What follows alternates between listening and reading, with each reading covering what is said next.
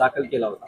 आता उमेदवारी अर्ज मागे घेतला, काय कंडिशन आहेत, काय नेमकं कशा कुठल्याच्या आपण पक्षाकडे उमेदवारीची अपेक्षा ठेवून दाखल केला होता. जसं की मी आधी म्हणलं की आमदार साहेब आणि खासदार साहेबाच्या परवानगीने मी भरत आहे, परंतु वरच्या जागेवर काँग्रेसचे मतदार जास्त असल्यामुळे काँग्रेसला जागा सुटली.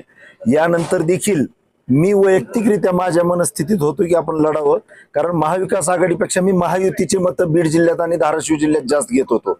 माझा जो जुना मित्र परिवार आहे तो बहुतेक महायुतीतला आहे, परंतु खासदार ओमराजे निंबाळकर साहेब यांनी आज मला बोलवून घेतलं की विनाकारण आघाडीत संभ्रम तयार होतील. मान्य आहे म्हणले की तू महायुतीचे मतं जास्त घेतो, परंतु आपल्यात संभ्रम नको, आपली एकजूट टिकून राहायला पाहिजे, काढून घे. कुठलाही शब्द घेतलेला नाही, कुठलाही आमिष घेतलेला नाही, कुठलाही विषय नाही. खासदार साहेबांना सांगितलं जे आमच्या पाठीशी राहतात त्यांच्या शब्दाचं मान ठेवणं हे आमचा धर्म आहे आणि आमचा नीती धर्म पाळण्यासाठी आम्ही माघार घेतलेली आहे. ओके.